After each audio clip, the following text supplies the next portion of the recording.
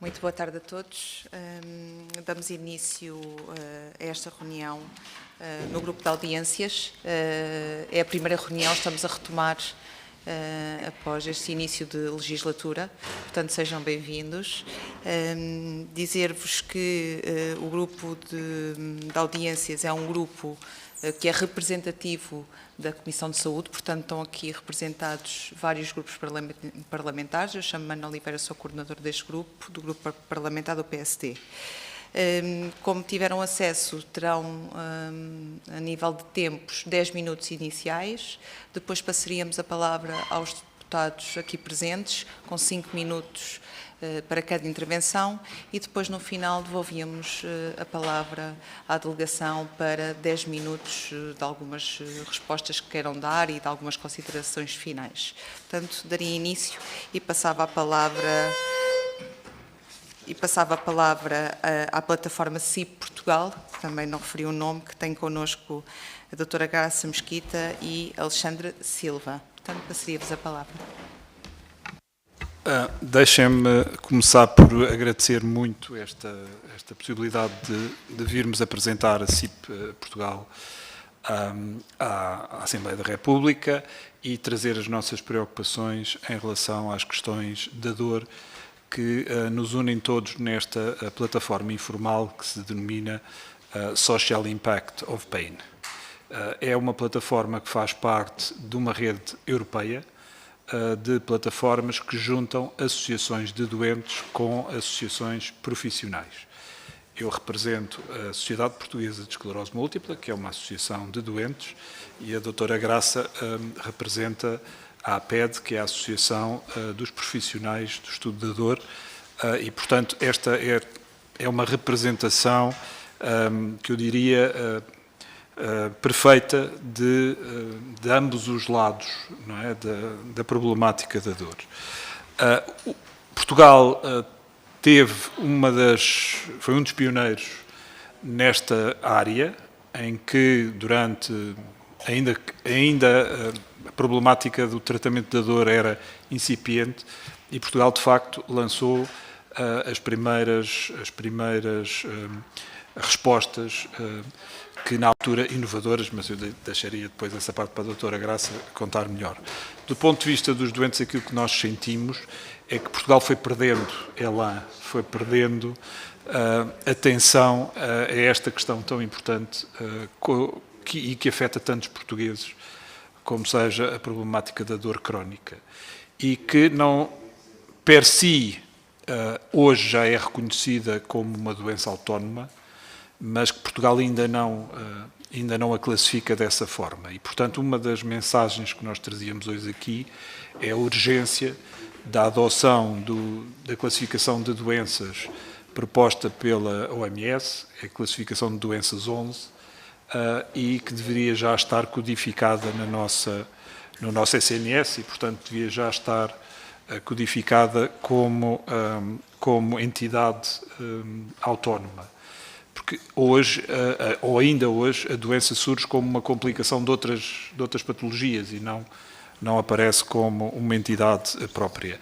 E isso faz com que as pessoas fiquem desprotegidas e, portanto, há neste momento muitas pessoas que não têm qualquer resposta, exatamente porque há esta falha, que é uma falha, neste caso, administrativa, nós diríamos, e que não se justifica, e, portanto, deveria ser ultrapassada, e, portanto, vimos pedir-vos a vossa ajuda para conseguirmos alinhar Portugal com os restantes países da Europa e do mundo. Para além disso, a problemática da dor crónica é algo também que nos preocupa do ponto de vista daquilo que são os impactos socioeconómicos que a dor tem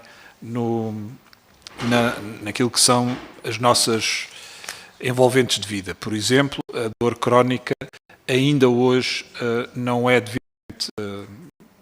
devidamente acautelada naquilo que são as relações de trabalho, ou seja, exatamente por não haver uma codificação da dor, ela não acaba por não estar protegida e o local de trabalho acaba por ser igual a todos os outros, quando na realidade ele precisa de adaptações para a pessoa com dor poder produzir e poder sentir-se perfeitamente incluída. E, portanto, esta questão da dor no contexto laboral é uma questão que a nós nos preocupa muito, porque ela acaba por afastar pessoas válidas da vida ativa, exatamente porque nós não conseguimos tipificar uma resposta, ou pelo menos utilizando as ferramentas que nós temos, não conseguimos incluir as pessoas na caixinha certa que as possa proteger, não é? Portanto, ou fazemos aqui uma adaptação que muitas das vezes acaba por ser uma adaptação por via de outras doenças que as pessoas têm, ou então não conseguimos dar-lhe as condições necessárias para que ela possa efetivamente trabalhar. Para além disso, nós também temos outras questões que nos preocupam, nomeadamente naquilo que tem a ver com a resposta conjunta saúde social, que não existe. Normalmente a dor acaba por ser muito mais um problema de saúde do que propriamente ter aqui um acompanhamento na área social. E, portanto, esta é claramente uma das áreas que é preciso ser trabalhada. Ou seja, uma pessoa com dor não basta só a assistência que recebe no SNS ou no Serviço Nacional de Saúde, mas também tem que ser acompanhada por aquilo que são as necessidades em termos de respostas sociais que tem. Portanto, uma visão holística ou integrada daquilo que são as necessidades que as pessoas com dor necessitam. Para além disso, nós também temos uma questão que também nos interessa fazer, que é, existe ainda muita gente que tem dor, mas que tem estigma e que não procura apoio exatamente porque sente que se procurar apoio se vai expor e, portanto, se vai diminuir na sua persona, não é? E, portanto, nós temos claramente que desmistificar a dor enquanto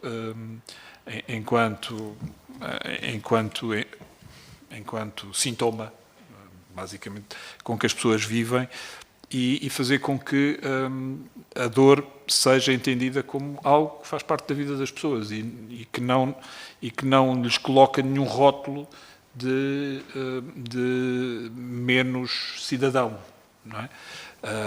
Obviamente são pessoas que vão precisar de apoio, vão precisar eventualmente de proteção, mas essa proteção tem que ser dada sem troca de um selo de inválido ou menos válido ou deficiente, ou seja, socialmente a pessoa não pode nem deve ser diminuída por ter esta patologia.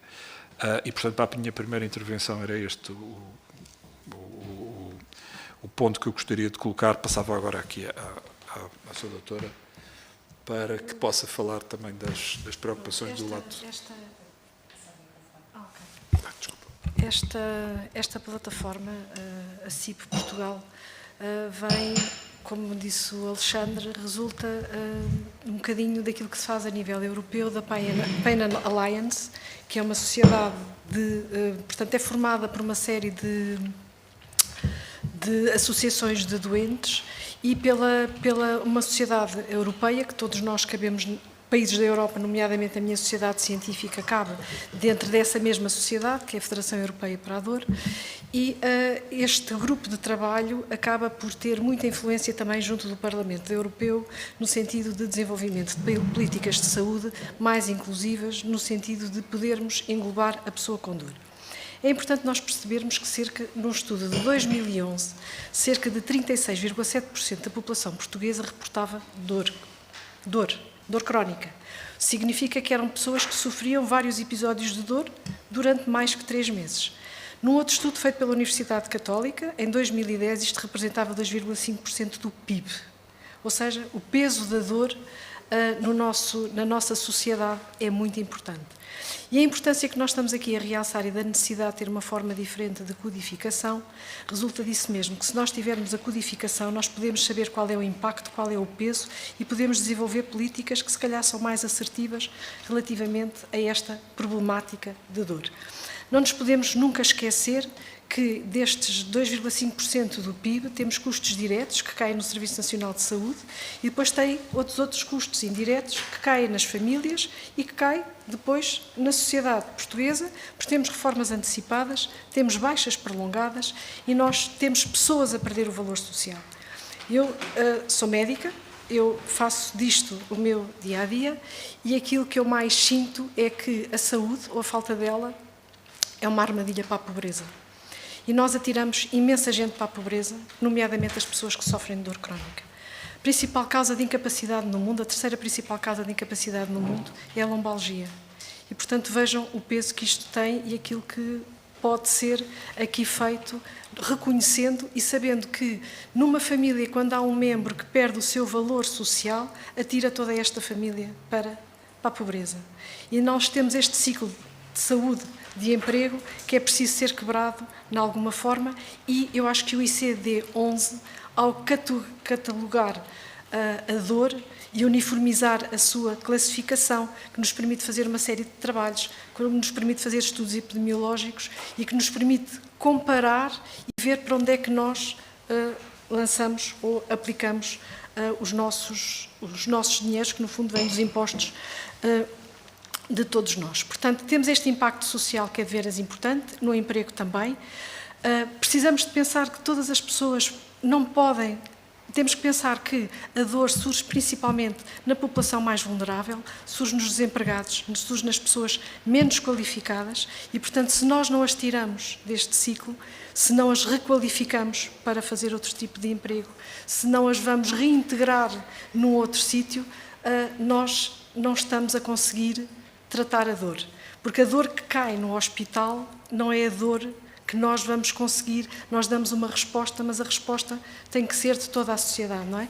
Nomeadamente, é preciso mais literacia em saúde, é necessário mais autogestão da dor, e isto faz na sociedade civil. É importante que as autarquias saibam como podem ajudar a pessoa com dor, porque eu mandar um doente fazer exercício é ótimo, mas eu não tenho onde pôr esse doente a fazer exercício.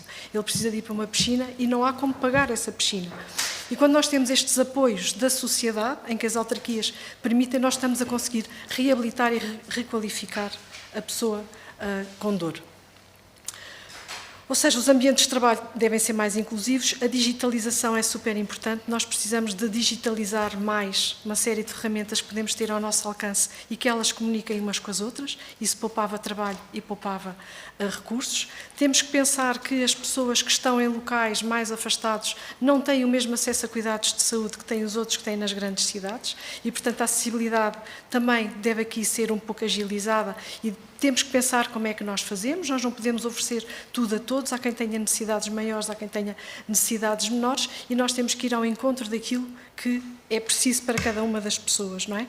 Portanto, nós no fundo temos que fazer muito medicina baseada no valor, que é aquilo que mais nos vai empoderar e utilizar bem os recursos e, nomeadamente, dar aquilo que cada uma das pessoas com dor, no seu mundo, não é no seu mundo, mas o plano individualizado para aquela pessoa depende de muitas... Diga? Podia concluir se como pudesse. Pronto, a conclusão é que é preciso o esforço de todos, não são só as associações de doentes, não são só as sociedades científicas, nós precisamos de alertar toda a sociedade para esta problemática, no fundo porque tem um grande peso nos nossos cuidados de saúde, se calhar mais do que vem logo a seguir à doença cardiovascular e, portanto, tem um grande peso na nossa sociedade.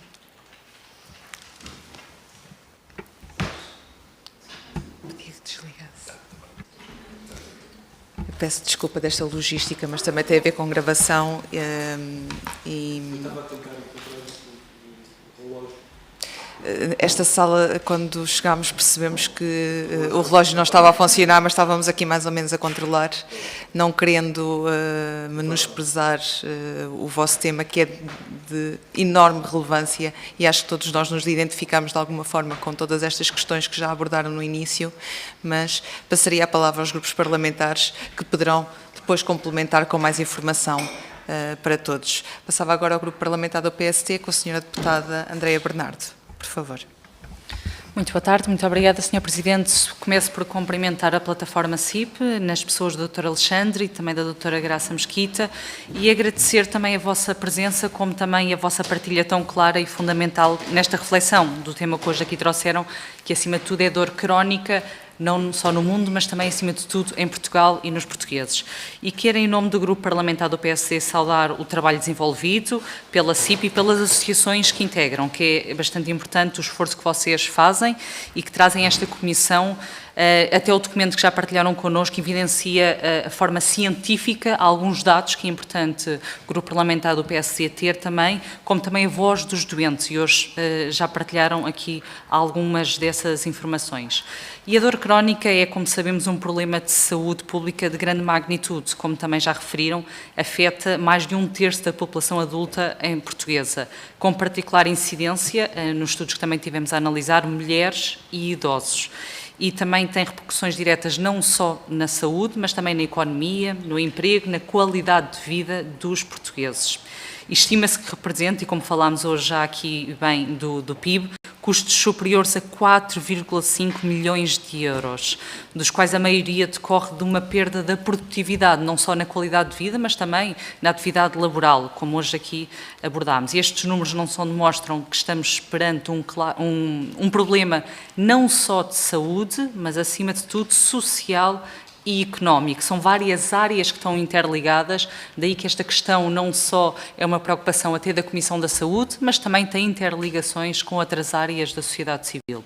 E de acordo com o documento que partilharam, quero ainda sublinhar ainda o alerta que fizeram relativamente à ligação entre a dor crónica como também à saúde mental. Muitas vezes falamos agora deste assunto da saúde mental que tanto está na moda, mas é uma necessidade, ou existe uma necessidade de falarmos de uma abordagem integrada e multidisciplinar com modelos de cuidados que incluam não só apenas o tratamento da dor, mas também uma reabilitação funcional e um apoio psicológico que tantas vezes é necessário para estas pessoas. Se estas pessoas não estiverem bem, depois também não conseguem trabalhar bem e também não conseguem ter uma boa qualidade de vida no seu dia-a-dia. E permitam-me, para terminar, deixar-vos apenas 3 questões que serão importantes para o Grupo Parlamentar do PSD e muito concretas, do vosso ponto de vista. Quais é que seriam as medidas prioritárias e mais execuíveis, num curto prazo, que poderiam melhorar de imediato a vida destas pessoas que têm uma dor crónica? Como também, qual é que é o papel que o Parlamento, na casa onde agora se localizam, na sensibilização da dor crónica e a criação de condições políticas para que a dor crónica seja assumida como uma prioridade na saúde pública, como foi este, essencialmente, o vosso pedido? E como é que avaliam atualmente, sabem melhor do que ninguém, as atuais respostas do SNS da dor crónica? Em termos de equidade territorial, pode existir diferenças no nosso país, o acesso a consultas da dor, se é fácil ter acesso a esta consulta ou não é fácil, e também, se conseguirem partilhar, se tiverem naturalmente, podem depois partilhar também a posteriori, exemplos de boas práticas, até de outros países, até com base na vossa associação, para que também nós consigamos ter alguns desses exemplos. Para terminar, agradeço uma vez mais a vossa partilha, como também a vossa presença aqui na Comissão, e dizer-vos que o PSD, este assunto merece toda a atenção do PSD, como também, naturalmente, da Comissão da Saúde. E obrigada. Muito obrigada, Sra. Deputada. Passaria agora a palavra ao Grupo Parlamentar do Chega, com a Sra. Deputada Cláudia Estevão. Então, boa tarde. Boa tarde à Sra. Presidente, aos Srs. Deputados, boa tarde aos peticionários, em particular. Sejam bem-vindos. É uma temática de veras importante e que a mim me toca enquanto profissional de saúde e enquanto pessoa. e compreendo que a dor, neste momento, a dor crónica ainda é incompreendida, nomeadamente dentro das portas das unidades de saúde, porque a dor não se vê na realidade e ainda custa perceber que a dor é aquilo que o doente diz que tem. Isso é uma mensagem que passa com alguma dificuldade ainda, lamentavelmente. E pronto, relevar aqui alguns dados que vocês disseram, não é? Que são de facto preocupantes. Portanto, a dor crónica como um problema de saúde pública e um problema com proporções relevantes em Portugal, afetando mais de 36% dos adultos portugueses, sobretudo mulheres, idosos, reformados e desempregados. Portanto, como disseram, vai atingir sobretudo pessoas já de si bastante vulneráveis. Portanto, isto vem aqui acentuar uma problemática social gigantesca, portanto, e que é responsável por incapacidade, sofrimento, exclusão social e também com um forte impacto económico. A evidência tem apontado isso, vocês também referiram isso, portanto, um impacto económico que em 2010 ultrapassou os 4,5 mil milhões de euros. À época, como referiram, 2,5% do PIB, e que neste momento se calcula que continua a consumir cerca de 2% do PIB. Portanto, num país com as nossas dificuldades, nomeadamente em recursos de saúde, não resolver da melhor forma ou não usar a melhor evidência no controlo destas situações de saúde é, de facto, um desperdício enorme, e o país não tem recursos para desperdiçar, porque qualquer recurso em saúde desperdiçado é algo que não chega a quem mais precisa. Isto é inaceitável, não é? Portanto, o meu ponto também aqui, quando analisei um pouco como é que estamos em Portugal, centrei-me um pouco no... Isto tem sido um pouco algo que tem sido desprezado e eu lamento desde já, agora na condição de deputada, que de facto este problema não tenha tido mais olhos sobre ele. Portanto, temos um Plano Nacional de Luta contra a Dor que data de 2008, portanto, a evidência todos os dias tem milhares de artigos a surgir, novas descobertas, e, portanto, 2008 parece que é do século passado. Isso é inaceitável. Temos algumas normas da DGS de 2017, mas face ao que nós sabemos que é a geração de nova evidência, portanto, está completamente obsoleto. Portanto, estamos a viver em 2025, mas com uma documentação que quase que poderíamos dizer, face à grande produção científica, que data quase do século passado. Portanto, e isso não é aceitável. A Organização Mundial de Saúde já integrou a dor crónica no ICD-11, portanto, como uma entidade clínica autónoma, permitindo uniformizar diagnósticos e monitorizar políticas. Como também referiu, a digitalização é importante porque abre aqui portas a registros eletrónicos com dados reportados pelos doentes, PROMs, que permitem, portanto, personalizar as terapêuticas em função da pessoa que temos na nossa frente, portanto, a medicina personalizada ao serviço das pessoas. Mas em Portugal, lamentavelmente, isto não está no terreno e os doentes continuam invisíveis, ou as queixas destes doentes continuam a ser invisíveis, muitas vezes escondidas, porque como são incompreendidos e muitas vezes até põem em causa a dor que aquela pessoa diz que sente, não é? Quase que tentam esconder da melhor forma. A própria família às vezes tem dificuldade em compreender. Portanto, isto para o Chega tem que ter respostas concretas e imediatas. Portanto, é preciso atualizar o Programa Nacional contra a Dor, conforme a ICD-11 e conforme as melhores práticas internacionais. É importante a criação de equipas multidisciplinares que já existem, mas que são insuficientes e não conseguem de todo chegar a todos os que precisam. A integração da dor crónica na saúde mental, sim, quando uma pessoa tem dor crónica, toda a pessoa é afetada, bem como o núcleo familiar, nomeadamente em termos de saúde mental, e é preciso uma avaliação independente do que é feito em Portugal e sobre aquilo que se deve fazer. Portanto, eu quero colocar duas questões. A primeira é que, tendo em conta que o Plano Nacional de Saúde está desatualizado, que prioridades consideram essenciais integrar num novo plano nacional? Deve-se investir, sobretudo, em formação dos profissionais, em equipas multidisciplinares ou, eventualmente, ao acesso a terapêuticas inovadoras? A segunda questão, portanto, nós sabemos que a dor crónica tem um peso económico enorme, Na vossa perspectiva, qual seria a medida com maior retorno imediato para o país? O diagnóstico precoce, a redução dos tempos de espera para consulta da dor ou a articulação mais eficaz entre os vários níveis de cuidados de saúde, nomeadamente os cuidados de saúde primários e os hospitalares? Portanto, o Chega defende que nós temos que ter um SNS transparente, moderno e eficaz que, de facto, vá ao encontro das necessidades das pessoas, e isso implica que a dor crónica não pode continuar a ser ignorada. Muito obrigada por terem vindo e por terem trazido este tema tão importante. Muito obrigada, Sra. Deputada. Passaria agora a palavra ao grupo do Partido Socialista com a Sra. Deputada Sofia Andrade. Muito obrigada, Sra. Presidente. Cumprimento as senhoras deputadas e cumprimentar naturalmente a CIP Portugal com os seus representantes, a doutora Graça Mesquita, a doutora Alexandre Silva. Agradecer por virem a esta comissão apresentarem um trabalho tão importante e tão valioso que fazem, numa temática que, enfim, muitas vezes passa por despercebida e parece que é menos cuidada e que é olhada de uma forma menos atenciosa, digamos assim. Dizíamos há bocado que Portugal foi pioneiro nesta matéria, mas que, entretanto, o trabalho que tem vindo a ser feito meio que se foi perdendo ou foi ficando fragmentado, não diria perder, mas foi ficando fragmentado e, portanto, sentimos esta necessidade de conjugar todos os esforços nesta matéria. A dor crónica, já aqui falamos e saberão certamente melhor do que eu, é um problema que impacta de uma forma absolutamente decisiva a vida das pessoas, quer seja a sua qualidade de vida no seu seio familiar, no seu seio pessoal, mas também no ambiente profissional.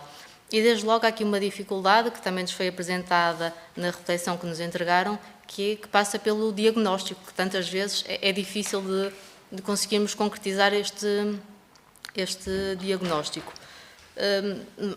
Mas para além deste diagnóstico há aqui um domínio que, apesar de já ter sido mencionado, acho que é muito interessante e que convém voltar a referir, que é esta relação entre a dor crónica e a área da saúde mental. E, de resto, a área da saúde mental, que é também uma área que durante muito tempo sofreu aqui algum estigma e que nos últimos anos tem sido olhada de uma nova forma. Aliás, temos uma nova lei da saúde mental que permite dar mais dignidade e melhor apoio a quem de cuidados precisa.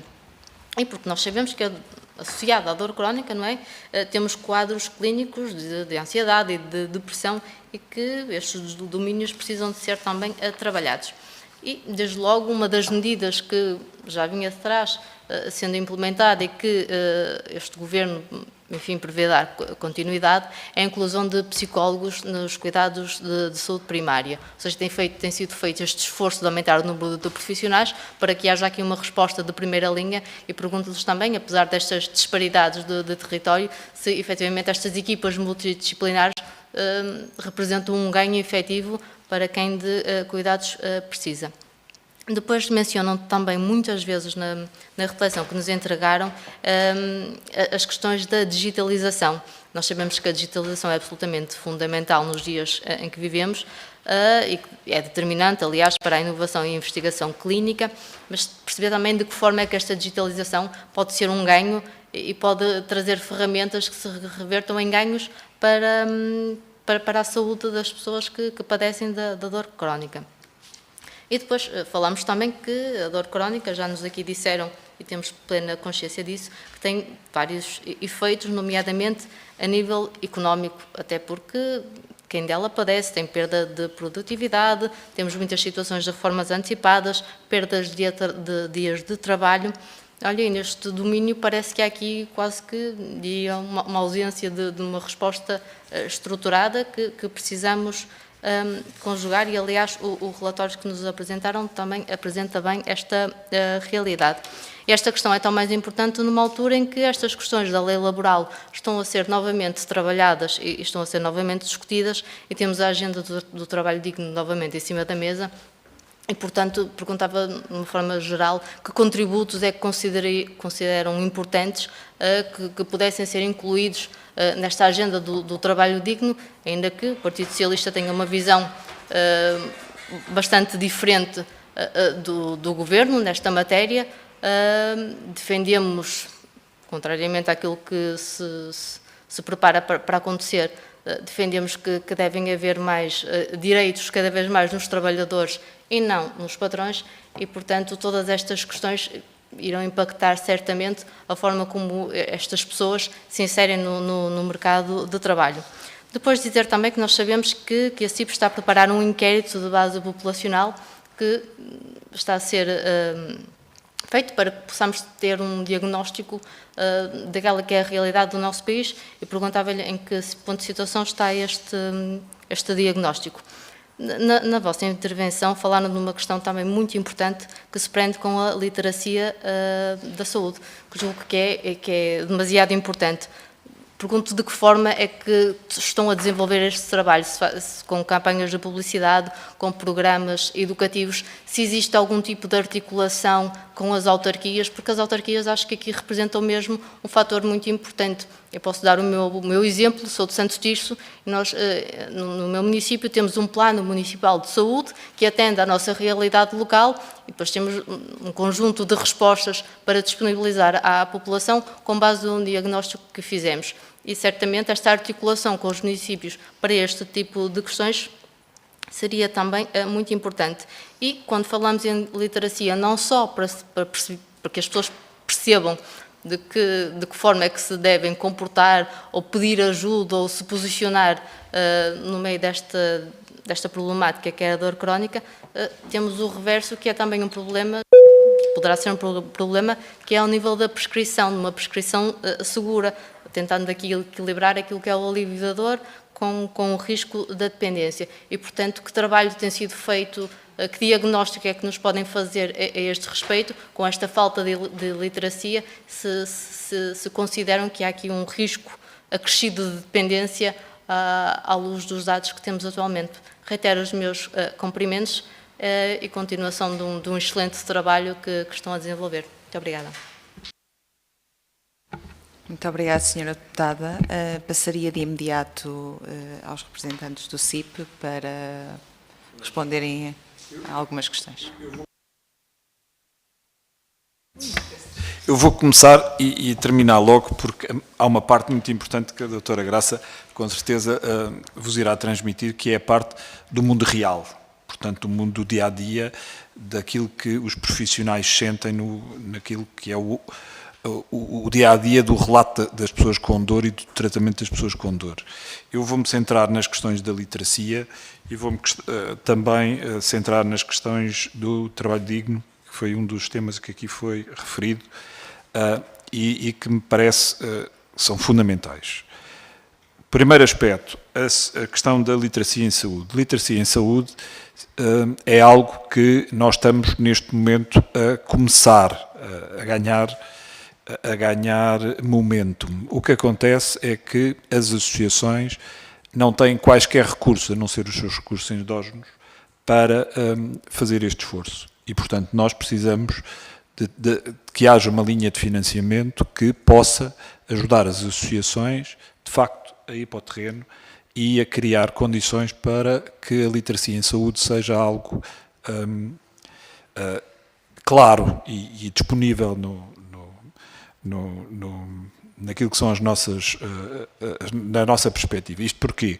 Porque até agora a literacia em saúde tem sido muito retórica, tem enchido páginas de jornal e páginas de noticiário, mas na prática as pessoas continuam a ir ao Dr. Google à procura de respostas, e muitas das vezes as respostas que aparecem são respostas que enviesam completamente o entendimento das pessoas e criam convicções às vezes perigosas para a sua própria saúde. E, portanto, nós temos mesmo uma parte significativa dos casos que chegam às associações é desmistificar aquilo que as pessoas trazem como convicção absoluta que trouxeram da internet. E eu diria que no dia-a-dia dos médicos acontece exatamente a mesma coisa, que é explicar às pessoas, não, isso não é exatamente assim como você está a ler, na realidade as evidências científicas não são essas. Portanto, literacia em saúde é claramente algo que tem que ser trabalhado, deve ser olhado pelo Parlamento como uma necessidade de financiamento do próximo Orçamento de Estado, deve haver claramente investimento público nesta área e devem prever que os agentes que estão no terreno, as associações, as entidades, as câmaras, etc., se possam envolver neste esforço que deve ser nacional. A outra questão aqui do trabalho.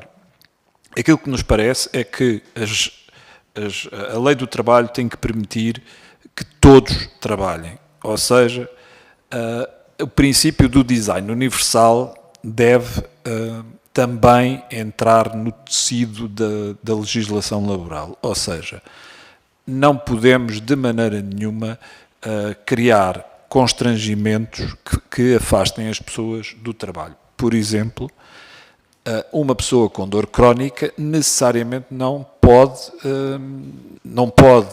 ser sujeita a 35 horas de trabalho semanal ou 40 horas de trabalho semanal todas as semanas, porque isso não é possível. Porque há de haver alturas em que está em crise e, portanto, nessas alturas não é possível. E esta flexibilidade não existe. E ela deveria passar a existir. E é relativamente simples fazer isso. Há países onde isso é feito. Por exemplo, na Dinamarca, eles têm o sistema da flexi-segurança, em que garantem que as pessoas têm o seu salário normal e adaptam o trabalho, a quantidade de trabalho, àquilo que é a capacidade da pessoa. Portanto, para nós, é claramente uma mais-valia se nós conseguirmos criar regras de trabalho que permitam acomodar todos e que não deixem ninguém de fora, porque nós não precisamos deixar portugueses de fora do mercado de trabalho. Até porque o trabalho, e é bom também que vos diga isso, é reconhecido como uma terapia para as pessoas que têm deficiências na saúde do cérebro, seja ela na área neurológica, seja ela na área psiquiátrica. Trabalhar faz bem, ajuda. Há aqui também uma outra área que foi levantada aqui pela doutora, que é a área da prescrição social. Claramente a prescrição social aqui é uma das áreas em que ela se aplica. Criar condições para as pessoas poderem fazer atividades aquáticas porque são terapêuticas tem que existir. E nós temos que criar condições para que elas possam fazer, independentemente dos seus recursos financeiros ou não, porque é terapêutico para elas. E passava a doutora Graça. Eu não estou muito habituada a estas coisas e estas perguntas todas assim tão dispersas. Se calhar eu ia começar colocava-as um bocado no mesmo saco, porque há aqui muita coisa que se cruza. Por exemplo, dor e saúde mental. Dor e saúde mental em termos fisiopatológicos. A dor e a doença mental têm a mesma fisiopatologia. E nós nunca sabemos quem surge muitas vezes primeiro. Sabemos que as pessoas com doença mental têm mais dor crónica, as pessoas com dor crónica têm mais doença mental. E este plano que há para a doença mental é fundamental que a dor se cole um bocadinho aqui ao programa da doença mental. Temos tido abertura da Direção-Geral de Saúde para reabilitar o Plano Nacional de Luta contra a Dor, cujo último, eu se não estou em erro, é de 2013. Tem tido algumas atualizações em termos de normas de orientação clínica, normas de orientação técnica. Estamos um bocadinho perdidos, temos ficado para trás, não porque não tenham sido elaboradas algumas, mas porque não foram publicadas. E, portanto, também é nosso interesse fazer isso, nomeadamente relativamente à prescrição dos opioides. Quando falou da facilidade, quando falou de prescrição de opioides e a dependência, penso eu, nós atualmente temos um problema que não é só com os opioides, nós temos os canabinoides e nós temos os gabapentinoides. Portanto, nós temos tudo o que possa dar dependência é terapêutica da dor. E é muito mais fácil para um médico, em qualquer nível de cuidados que esteja, quer em cuidados de saúde primários, quer em cuidados de saúde hospitalares, prescrever medicação do que prescrever medidas não farmacológicas. Isto é uma coisa que nós temos que ter um bocadinho a noção. Eu prescrever exercício físico é difícil, porque é preciso que as pessoas tenham capacidade económica para o fazer. Eu prescrever uma boa fisioterapia é difícil, porque eu estou novamente a pedir que as pessoas tenham capacidade económica para o fazer. E, portanto, prescrever fármacos é muito mais fácil do que prescrever as medidas não farmacológicas, que são as terapêuticas de primeira linha. Portanto, nós saltamos logo o primeiro patamar e vamos para aquilo que é fácil. Nós estamos numa fase em que falamos de tratamento da dor e eu acho que nós estamos um bocadinho atrasados, nós devíamos falar em prevenção. E a prevenção da dor deve começar muito cedo e começa com literacia em saúde e começa nos cuidados de saúde primários. Nós temos que lutar contra o sedentarismo, nós temos que lutar contra uma série de doenças inflamatórias, pró-inflamatórias, que isso tem impacto na doença e tudo isto consegue-se com literacia em saúde e ao termos literacia em saúde, nós conseguimos fazer a autogestão da dor. A autogestão da dor é o principal nível de tratamento da dor. Ou seja, nós, para tratar a dor e para ajudar as pessoas com dor, nós não precisamos de ter muitas unidades multidisciplinares de dor. Nós precisamos, mas nós precisamos da base, que é onde eles ficam quase todos. É na autogestão e depois nos cuidados de saúde primária. Ou seja, quando me perguntaram o que é mais premente para mim, é formação. Formação das pessoas, da sociedade, e formação dos profissionais. Se nós olharmos para as faculdades, o ensino da dor está fragmentado, são cadeiras opcionais, dadas em vários, eu sei que isto entra com o Ministério da Educação, não tem a ver aqui com o Departamento da Saúde, mas é também uma luta que nós temos junto das faculdades, que é a formação dos profissionais de saúde. E isto é muito importante porque a maioria das situações, grande parte das situações, porque isto verifica-se em todos os países da Europa, ficam nos cuidados de saúde primários. Portanto, nós temos que melhorar a formação. Literacia e formação. A seguir, nós precisamos de equipas multidisciplinares, precisamos, porque se nós dizemos que um doente com dor é um doente que vai necessitar de exercício físico, vai necessitar de fisioterapia, vai necessitar de apoio psicológico, psicoterapia, nós estamos aqui a falar da importância das equipas multidisciplinares, não só a nível dos cuidados hospitalares, mas também das equipas de saúde nos cuidados de saúde primários. E eu aqui acho que nesta literacia para a saúde, falo dos enfermeiros, que são profissionais excepcionais, com formação que podem ajudar na formação dos utentes e acabar por ajudar muito na autogestão da dor. As equipas multidisciplinares são fundamentais, principalmente quando nós estamos a falar de estruturas mais diferenciadas, quando estamos a falar, nós agora somos todos ULS, mas, na realidade, nós temos os hospitais distritais e depois temos os hospitais universitários. Nos hospitais universitários nós temos uma gama de patologia e de especialidades completamente diferente do que se tem nos hospitais distritais. E por isso também cai nos hospitais universitários um tipo de patologia e umas necessidades que são um pouco diferentes daquelas que caem nos hospitais distritais. E daí, se nós tivéssemos a classificação da dor, nós poderíamos ver qual era a distribuição, poderíamos ver onde é que calha mais um determinado tipo de patologia e como é que nós vamos alocar cuidados de saúde para aquela patologia que é mais prevalente naquele sítio. Não sei se eu me estou a conseguir aqui explicar. Portanto, está claro que acho que precisamos de mais unidades de dor. Nós tivemos uma coisa super importante, que foi uma norma da DGS de 2013, que considerou que eram obrigatórias unidades de dor aguda em todos os hospitais, e o facto de existir essa norma garante a existência das unidades de dor aguda. Vão-me dizer que funcionam melhor ou funcionam pior, é o que é, mas existe. E, portanto, o facto de existir já permite fazer pressão para que é preciso continuar a existir.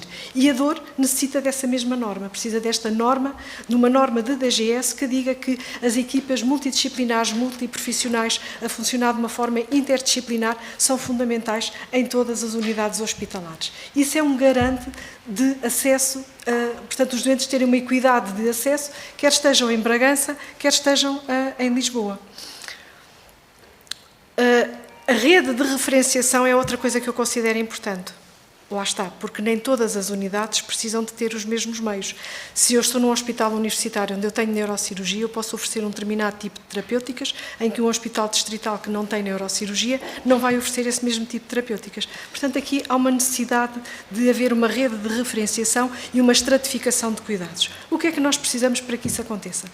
Nós precisamos da classificação das unidades de dor. Nós não temos uma classificação das unidades de dor. Cada um autodetermina-se aquilo que quer ser. E, portanto, essas características das várias unidades de dor e aquilo que devem ter também é importante. Eu não sei se toquei em todos os pontos. Para mim é importante a multidisciplinaridade, o funcionamento interdisciplinar, a formação de profissionais de saúde. Acho que é muito importante nós pensarmos em, como é que se diz, reabilitar a pessoa. Os doentes vão a uma junta médica na tentativa de terem uma reforma precoce. E eles não têm ideia do que é que isto vai significar reformarem-se aos 40 anos, quando vão viver até aos 80.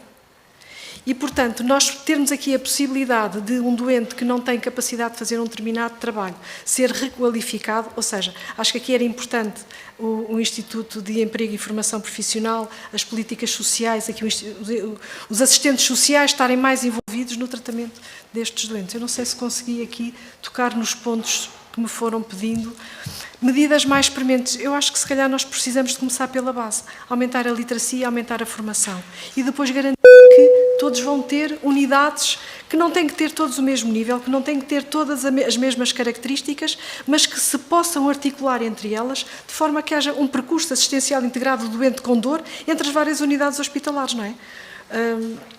Eu acho que isto são tudo coisas que se podem pensar, não só a nível aqui do Parlamento, com algumas políticas orientadas neste sentido, mas também da Direção-Geral de Saúde, que pode determinar, no fundo está sobre a vossa alçada, aquilo que fazer, e eu acho que isto são a rede de referenciação, caracterização das unidades de dor, garantir-nos mais formação, no fundo nós estamos a garantir melhores cuidados prestados. Muito obrigada. Pedia para desligar o microfone. Peço desculpa desta logística. Agradecer a vossa intervenção, os vossos esclarecimentos.